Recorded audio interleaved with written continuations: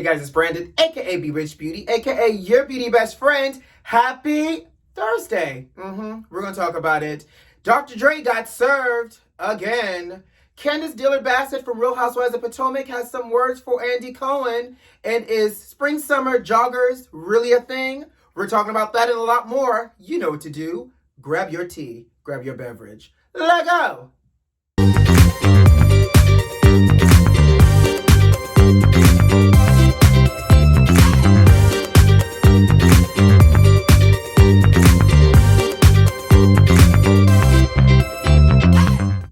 Hey beauty besties, how you doing out there, sugar? I know, it's not hump day, it's not Wednesday, but today is a Thursday. Child, let me tell y'all something. They have been doing literally construction on the unit next door to me for the last 2 days, Tuesday and Wednesday, and like full 9 to 5, coming through the walls type of construction, sounding like Batman, Spider-Man, and all the superheroes have been climbing and scaling the walls of my building, trying to get into my apartment, that it was so disruptive yesterday. I had to take all of my virtual calls on mute, and I could not film yesterday because you would not have been able to hear me with all the bang bang, toot toot, and a howling that was happening next door. And you know, construction, bang bang, toot toot, and a howling, not the other kind, child. But with that being said, I said, you know what, I gotta talk to my beauty besties because it's just too much tea that has been happening in the week for me not to talk to y'all. So I said, you know what, we're gonna talk on Thursday and we're gonna talk again tomorrow, and I hope it's okay with you because, you know, I like talking to y'all, so I feel like it's okay with y'all.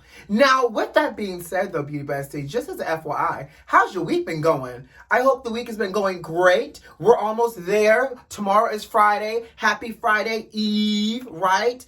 Oh, and I have to share this with you all because, you know, I'm always doing something. Your beauty best friend is also the beauty best friend for Glowstream TV. And so I don't know if you guys know that every Monday, I am the contributor, matcha, beauty best friend for Glowstream live on their podcast, which is the reason why we don't do Monday Hot Topics anymore, because it's just a lot, honestly, to do Monday Hot Topics, Glowstream, and then live matcha with Jeremy McShann in the evening, plus working 9 to 5. But I just had to share this. We interviewed Glowstream TV host herself, Marquette, interviewed a former boxer by the name of Christy Champs. Y'all, her story was insane. And I have to spend the weekend watching her Netflix. So she has a Netflix documentary called Untold Deal with the Devil. Y'all, first of all, she started boxing when she was young, like a young female. She married her boxing trainer. She struggled with substance abuse, domestic violence, right, and she was a boxer, but domestic violence in her marriage, in her household, and her ex-husband tried to murder her and kill her. Baby, when I tell you, that interview left me unstuck. So if you want to check it out, the link for it is in the description box of this video.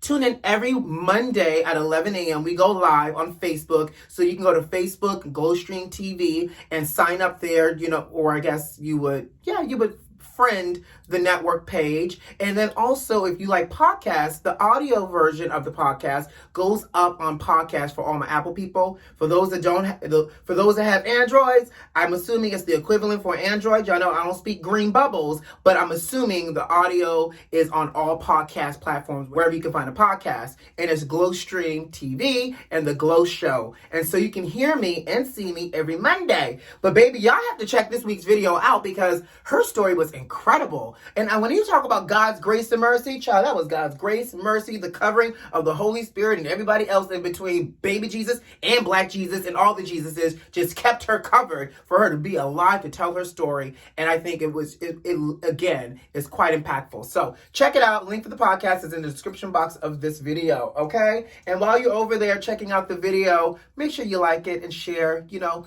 Glowstream TV is a black-owned business. It's up and coming, so we want it to be successful, okay? Like, share, comment, give us all the love over there. Now, y'all ready to jump into these hot topics? Let's do it. Child, y'all still eat at the Subway? I haven't eaten fresh in years. And when I say eating fresh, child, meaning eat it at Subway. Not since the whole tuna debacle situation. Now, apparently, there is a Subway worker that has been recently fired. And guess why?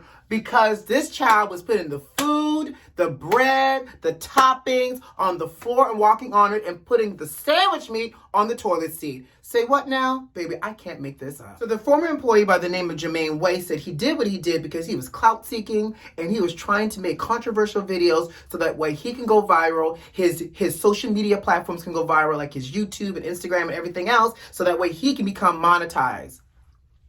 Jermaine Way, you telling me you did all this sugar and you not even monetized yet?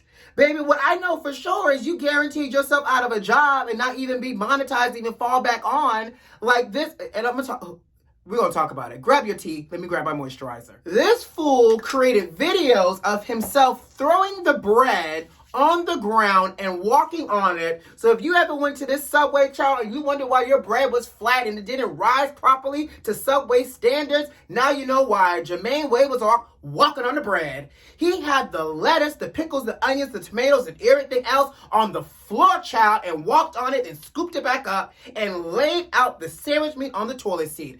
Baby, that spicy Italian never did anything to you. But what I can't get over is the fact that in his mind, this was the best way in order to go viral by making these quote-unquote controversial videos. And side note, Jermaine Way, this is not controversial. This is nasty and disgusting. Controversial is Monica Lewinsky and Bill Clinton. Y'all know I'm watching this whole impeachment, American true crime on FX, y'all. I can't get it out of my head. It's good, by the way. Y'all watching?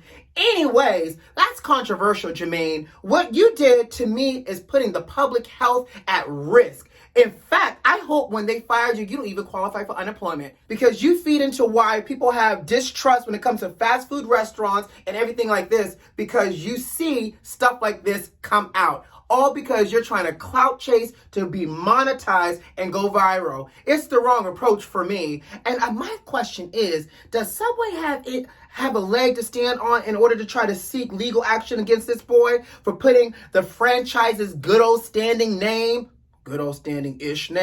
at risk? Because that is some ish, okay? Y'all tell me what y'all think. Y'all still eat at Subway or not? And what do you think should happen with Jermaine Way and all of his Subway controversial antics? Let's move on. Child, did y'all see that soon-to-be returning Real Housewives of Atlanta housewife Sheree Whitfield just posted a cute little picture of us? And I will tell you this, mama serves a good look and she photographs beautifully. Well, she posted a cute little photo with the caption, "She for me," and utilized the hashtag She by Sheree the other day on her Instagram page.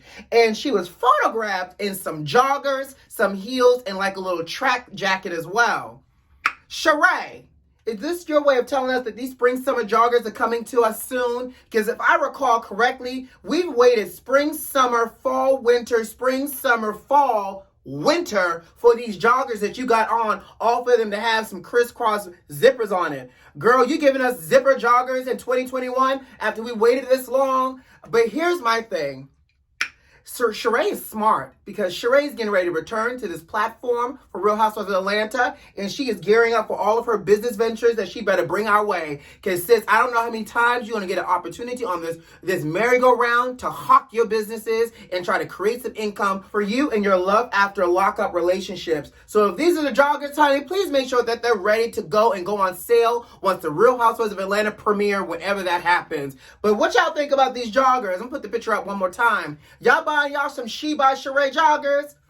Spring, summer, fall, winter, spring, summer, fall, winter, spring, summer. We finally got it, y'all. Let me know what y'all think. Speaking of housewives, so Real Housewives of Potomac star Candiace Dillard-Bassett is back at it again with her mouth, and this time she's coming after Bravo exec himself, Andy Cohen, child. In a new recent tell-all Housewives book called Not All Diamonds and Rosé by Dave Quinn, Candiace is on record in the book saying that she did not feel supported by Andy after her infamous fight with Monique after Monique dragged her after she asked Monique, "What you gonna do? Drag me, Monique?" And when Monique dragged her, she said that she feels some kind of way that Andy did not check in on her. She says, "I realize that Andy has hundreds of housewives calling and texting him all day." But she goes, "How many housewives have been in physical altercations with their co-stars?" Well, I can think of a few, most notably Portia and Kenya, Miss Candy. But she's saying that she's called, She called his assistant, and Andy never called her back. And she feels like, in her words,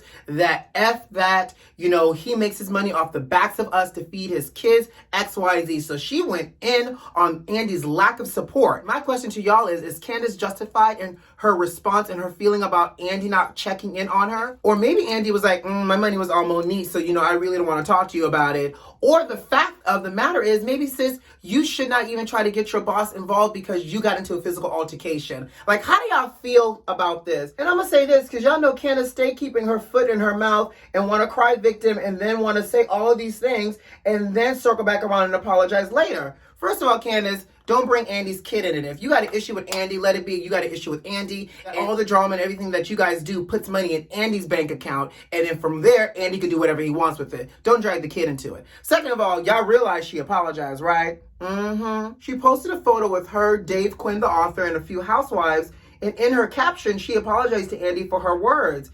Y'all know she ain't crazy, honey. She may get a little reckless and a little loopy, but mama ain't crazy. She knew she had to secure that check, and she could not badmouth Andy and expect to show up for another season. And on top of this, sis, if you felt like you were so unsupported and that Andy did not support you, why did you sign up to return back to the cast then after you got dragged by Monique? Make it make sense, because what you're not about to do is use your, well, she does it always. Use your words, Candiace, I should say, because as smart as you are and the wordsmith that you are, you know exactly what you said, and you realize you needed to apologize for your words towards Andy. I don't know. I tell y'all this every Monday with Jeremy McSham when we talk about Potomac and Candiace. I legit root for Candiace, but she legit disappoint me so many times. What are y'all thoughts here? Was she in the right or wrong with her response towards Andy? And was she in the right or wrong for apologizing to Andy also? Let me know. Yo, let's talk about some gangsta-ish real quick. Baby, I don't know if Dr. Dre is out in these streets ducking and dodging Nicole, but apparently word on the curb is that Nicole, his estranged wife, served Dr. Dre final divorce papers at the graveside of his grandmother. If Nicole is not a gangster, I don't know what is. But listen to the story, y'all. So according to TMZ, the legal documents that Dr. Dre got served with was the judge's final order on what Dr. Dre owed in terms of Nicole's legal fees. Well, child, there's two sides of the story, honey, and you really know there's always three sides, the truth. But according to Nicole's side of the story, she hired somebody to serve Dr. Dre, but they served him in the parking lot at the burial site. Well, Dr. Dre's camp is saying that the guy came up to Dr. Dre as he was standing next to his grandmother's casket and tried to serve the papers then. My.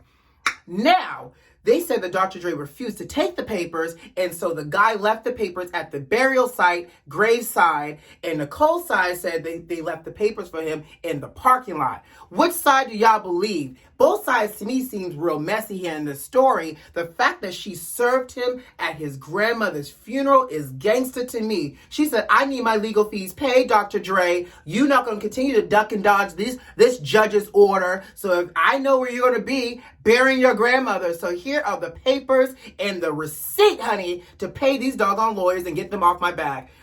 Are y'all mad at Nicole for this? What y'all think here? Because I just can't get past the fact she served Dr. Dre of all people at his grandmother's funeral. Ooh, it's juicy, right? Okay, anyways, let's move on. And on that note, guys, I got to go. You know what to do. Subscribe to the channel if you like this video if you like it, leave me a comment. Most importantly, check the notifications and make sure they're turned on. Who loves you? I do. See you tomorrow. Bye.